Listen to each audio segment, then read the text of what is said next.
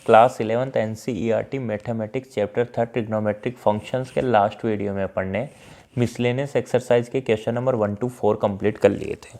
इसके बाद में अपना क्वेश्चन नंबर 5 है बेटा, टू प्रूफ करना है अपने को sin x plus sine 3x plus sine 5x plus sine 7x equal to 4 cos x cos 2x sine 4x। बहुत ही सिंपल क्वेश्चन है।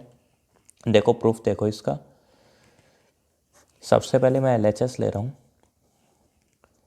LHS है मेरे पास में sine x plus sine 3x plus sine 5x plus sine 7x।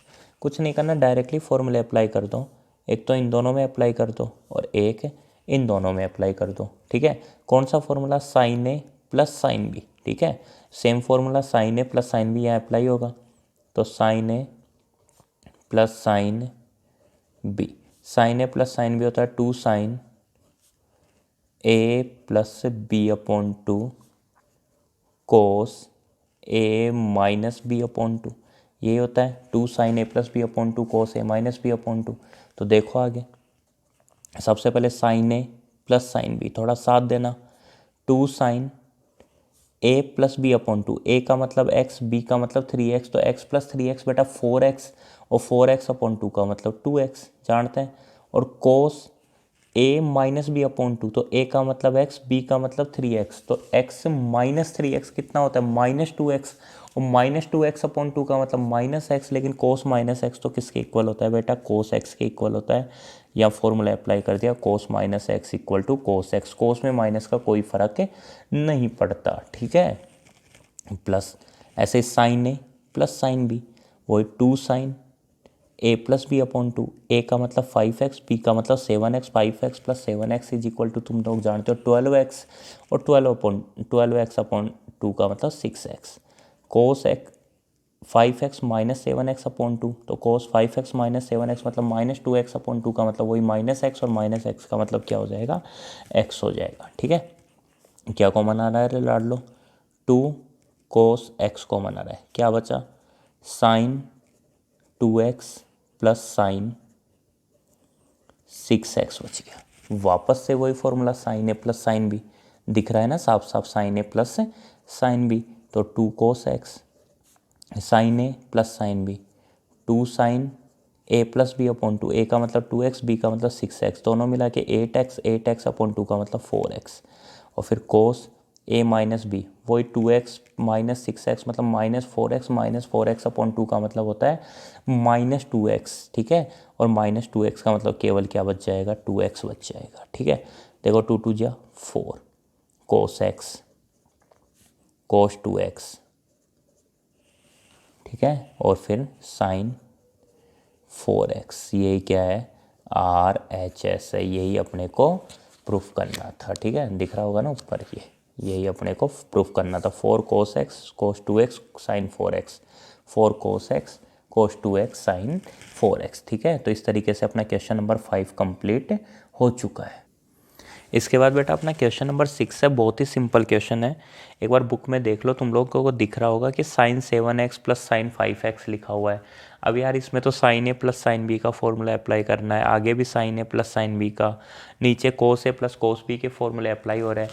कुछ common मिले वो common ले लेना है ना, और उसके बाद में सोल्व करना। बहुत ही सिंपल वे में सोल्व हो जाएगा, उसको करवाने की ज़रूरत नहीं है। वैसे तो क्वेश्चन नंबर 7 भी करवाने की ज़रूरत नहीं है, फिर भी मैं एक बार सोल्व करवा रहा हूँ ना। तो अभी के लिए क्वेश्चन नंबर 6 तो तुम लोग कम से कम सोल्व करने की कोशिश करना ही करना। कोशिश क्या करना है यार, तुम लोगों को सोल्व करना ही है। ठीक है, होमवर्क मेरे को सेंड करना, फिर मैं देखूंगा तुम लोगों को कि सॉल्यूशन आ रहा है या नहीं आ रहा। अपना नेक्स्ट क्वेश्चन है क्वेश्चन नंबर 7। इसमें अपने को प्रूफ करना है बेटा sine 3x plus sine 2x minus sine x equal to 4 sine x cos x by 2 cos 3x by 2। देखो इसका प्रूफ देखते हैं। उसमें सबसे पहले मैं ले रहा हूँ LHS।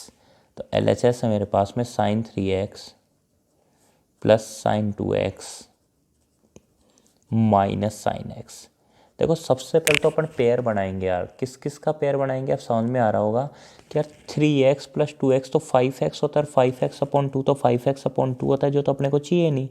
तो अपने यार 3x और इसका x का पेयर बनाएंगे। देखो 3x और x क्या होता है 4x, और 4x/2 क्या होता है 2x होता है, तो ये आ रहा है ना।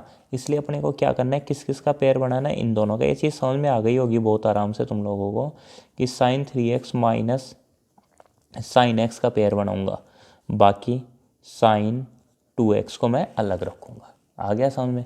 अब यहाँ कौन सा formula, sin a minus sine B. अब sin a minus sine B होता है क्या है, तो sin a minus sine B होता है बेटा 2, ध्यान देना पहले कोस आता है sin a minus sine B में, तो 2 cos a + b/2, a का मतलब 3x, b का मतलब x, तो 3x + x 4x, 4x/2 का मतलब 2x हो गया, ठीक है। और फिर sin a minus b/2, a का मतलब 3x माइनस x का मतलब 2x, और /2 का मतलब x प्लस sin 2x। आया समझ में। अब देखो अगली स्टेप, लगाना थोड़ा सा दिमाग। बोले यार 2 cos 2x और sin x है। अब यार यहाँ तो क्या आ गया sin 2x आ गया, तो इस 2x को भी तो x में कन्वर्ट करना पड़ेगा ना अपने को। अब 2x को x में कैसे कन्वर्ट करें, तो sin 2x का एक फॉर्मूला होता है 2 sin x cos x। बोले सर x में क्यों कन्वर्ट किया, बोले देखो यहाँ sin x है तो यहाँ भी तो sin x चाहिए, तभी तो कॉमन आएगा, ठीक है। तो अब क्या कॉमन आ रहा है, 2 sin x कॉमन आ रहा है। आ रहा है कि नहीं आ रहा, आ रहा है ना। तो 2 sin x कॉमन आएगा, और जब 2 sin x कॉमन आएगा तो क्या बचेगा रे, cos 2x यहाँ तो, और यहाँ से 2 sin x गया तो प्लस कितना बचेगा, cos x बचेगा। अब वापस से फॉर्मूला कौन सा, cos a + cos b। तो 2 sin x और cos a + cos b क्या होता है 2 cos a + b/2, a का मतलब 2x, b का मतलब x, तो 2x + x का मतलब कितना 3x, तो 3x/2 हो गया। और फिर वापस से cos a - b/2, a का मतलब 2x, b का मतलब x, तो 2x - x का मतलब x, और x/2 आ गया। लिख दो इसी को जमा के 2 sin x, ठीक है, वो सॉरी 2 2 जा 4 आएगा यहाँ पे 4 sin x, फिर cos x/2, cos x/2, और फिर लिख दो cos 3x/2, तो cos 3x/2। और यही अपने को प्रूफ करना था, यही क्या है अपना RHS है, ठीक है। तो देखते हैं अब इसके बाद में अपना नेक्स्ट क्वेश्चन। इसके बाद देखो बेटा अपना क्वेश्चन नंबर 8 है, find sin x/2 cos x/2 and tan x/2 given that tan x = -4/3। अपने पास में दिया हुआ है कि tan x की वैल्यू -4/3 है, तो अपने को sin x/2 cos x/2 और tan x/2 की वैल्यू फाइंड करनी है, ठीक है। और x कौन से क्वाड्रेंट में है, यहाँ पे x है सेकंड क्वाड्रेंट में। तो देखो समझना, यहाँ पे अपने पास में 10 की वैल्यू नेगेटिव है, और अगर 10 की वैल्यू अपने पास में नेगेटिव है तो या तो 10 कहाँ होगा, सेकंड में होगा या फोर्थ क्वाड्रेंट में होगा। यहाँ पे 10 कहाँ है, सेकंड क्वाड्रेंट में। सेकंड क्वाड्रेंट में क्यों है, क्योंकि यहाँ पे अपने पास में देखो यहाँ पे दिया हुआ है। आ गई बात समझ में। अब घबराना मत, इस क्वेश्चन को बहुत ध्यान से समझना। अगर ये क्वेश्चन समझ में आ गया तो इससे आगे वाले अपने जो दोनों क्वेश्चन है, क्वेश्चन नंबर 9 और क्वेश्चन नंबर 10, वो भी तुम लोगों को अच्छे से समझ में आ जाएंगे। लेकिन शर्त क्या है कि पहले अपने को ये क्वेश्चन समझ में आना चाहिए। तो इसके लिए इस क्वेश्चन को थोड़ा ढंग से समझने की कोशिश करना। देखो tan x दे रखा है, तो सबसे पहले मैं एक काम करूंगा ना यार, tan x दे रखा है तो एक बार मैं sin x और cos x निकाल लेता हूँ, ठीक है यार। क्या काम में आएंगे, कुछ काम में नहीं आएंगे यार, जो भी है एक बार निकाल तो लो, ठीक है। जो जो अपन निकाल सकते हैं, ठीक है, वो काम में ले लेते हैं। सबसे पहली बात देखो यार, एक और चीज़ समझो, है ना, तुम तो समझो। देखो यहाँ बता रहा हूँ, रफली समझने की कोशिश करना। मेरे को चाहिए बेटा sin x/2। अब यार मैं sin x/2 कैसे निकाल सकता हूँ, समझो। देखो तो कोई ऐसा फॉर्मूला है क्या जिसमें sin x/2 आता हो, तो कोई बात नहीं, एक फॉर्मूला है, देखो समझो, 1 + cos 2 थीटा का, 1 + cos 2 थीटा, और एक फॉर्मूला है अपने पास 1 - cos 2 थीटा का। अब 1 + cos 2 थीटा क्या होता है बेटा 2, याद है, cos square theta. 1 + cos 2 theta क्या होता है 2 cos स्क्वायर थीटा। या तुम लोगों को मैंने डायरेक्टली बता रखा है यार, मैंने क्या बताया था तुम लोगों को, तो 1 + cos थीटा = होता है 2 cos स्क्वायर थीटा/2, और 1 - cos थीटा = होता है 2 sin स्क्वायर थीटा/2। मैंने तुम लोगों को ये फॉर्मूले लिखवा रखे हैं, बताओ लिखवा रखे हैं कि नहीं लिखवा रखे हैं। अब मेरे को क्या निकालना है बेटा, मेरे को निकालना है cos थीटा/2। कोई बात नहीं, cos स्क्वायर थीटा/2 क्या होगा, अपॉन में 2 आ जाएगा, और फिर यहाँ से मैं cos थीटा/2 निकाल सकता हूँ कि नहीं निकाल सकता, बिल्कुल आराम से निकाल सकता हूँ।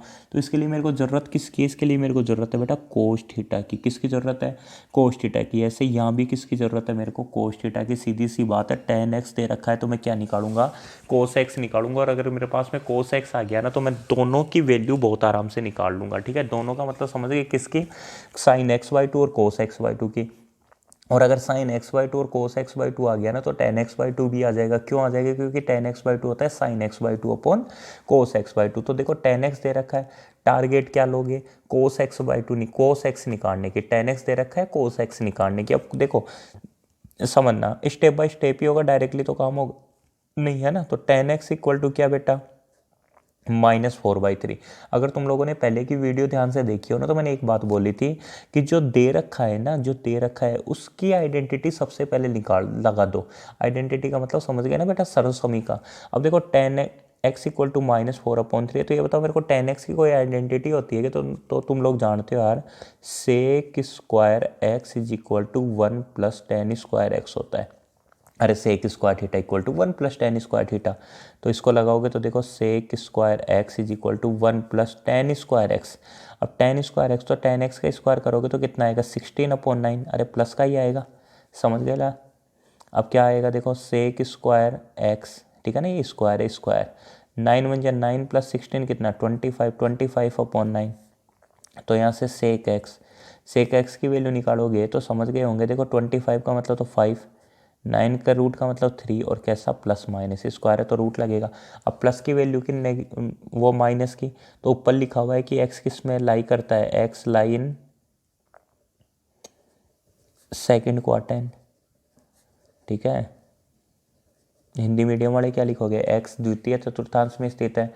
और अगर ऐसा है तो सेक एक्स की वैल्यू कैसी आएगी, -5/3 आएगी। क्यों, क्योंकि अपन जानते हैं यार सेक की वैल्यू पॉजिटिव तो कहाँ होती है, पॉजिटिव तो सेक और कोस की वैल्यू फर्स्ट और फोर्थ क्वाड्रेंट में होती है, ना कि इस सेकंड क्वाड्रेंट में। तो सेक एक्स की वैल्यू आ गई तो कोस एक्स भी आ गया। कोस एक्स इक्वल टू कितना आ गया, -3/5 आ गया। अरे सेक एक्स 5/3 या माइनस का, तो कोस एक्स -3/5 हो जाएगा, ठीक है। इतना समझ में आ गया। अब मेरे को निकालना क्या था, मेरे को तो निकालना था साइन xy2 कोस xy2 और tan xy2, दिख गया, ये निकालना था। अब इसी को निकाल रहा हूँ, देखो ध्यान दो। अब मेरे को एक फॉर्मूला मैं जानता हूँ, क्या 2 sine square x/2 equal to होता है 1 + cos, sorry 1 - cos x. 1 - cos theta होता था 2 साइन स्क्वायर थीटा/2।